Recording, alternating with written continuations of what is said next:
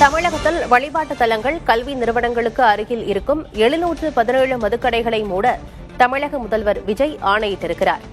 2 வாரத்திற்குள் மூட வேண்டும் என்று அவர் உத்தரவிட்டிருக்கிறார். அண்மை செய்தியாக பார்க்கிறோம்.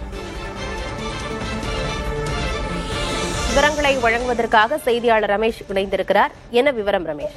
3 சப்ஜெக்ட்ல இந்த வருகிறது. குறிப்பாக கல்வி நிறுவனங்கள், வழிபாட்டு தலங்கள், பேருந்து நிலையங்கள், இந்த 3 இடத்துலயும் இருக்கக்கூடிய கடைகளை 500 மீட்டர் வரை அமைந்துள்ள கடைகளை ஆய்வு செய்து உத்தரவிடுமாறு ஏற்கனவே நேற்றைக்கு தலைமைச் செயலகத்தில் டாஸ்மாக் மேலாண் இயக்குநர் கிறிஸ்துராஜ் ஐஏஎஸ்ஐ வரவழைத்து ஜோசப் விஜய் ஆலோசனை நடத்தினார். அதற்கு பிறகு இந்த உத்தரவு என்பது வந்திருக்கிறது. கல்வி நிறுவனங்கள் அருகில் உள்ள 186 கடைகள் மற்றும் பேருந்து நிலையங்கள் அருகில் உள்ள 255 கடைகள் மற்றும் என கிட்டத்தட்ட 717 கடைகள், வழிபாட்டு தலங்கள் அருகில் இருக்கக்கூடிய 276 கடைகள் என 717 கடைகள் வந்திருக்கிறது. குறிப்பாக சென்னை ஐஐடி அண்ணா பல்கலைக்கழகம் அருகில் கூட ஒரு மதுபான கடை இருக்கிறது.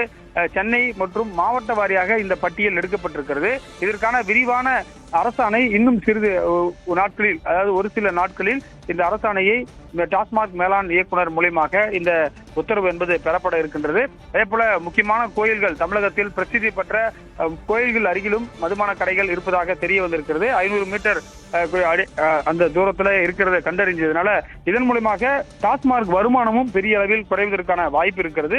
இந்த 717 கடைகளும் அதிக வருமானம் ஈட்டக்கூடிய கடைகளாகவும் இருக்கின்றன. குறிப்பாக சென்னை ஐஐடி அருகேயே ஒரு கடை நீண்ட நாட்களாக செயல்படுவதாகவும் அரசுக்கு அறிக்கை கொடுக்கப்பட்டிருக்கிறது. இது போன்று பல கடைகளை மூடுவதற்கு தமிழக அரசு தற்போது உத்தரவு பிறப்பித்திருக்கிறது. உடனடியாக அதிகாரிகள் நடவடிக்கை எடுக்க வேண்டும். அங்கு பணியாற்றக்கூடிய பணியாளர்கள் வேறு கடைகளுக்கு, அருகில் உள்ள மற்ற கடைகளுக்கு மாற்றுமாறும் உத்தரவு பிறப்பிக்கப்பட்டிருக்கிறது. ஆனந்தி.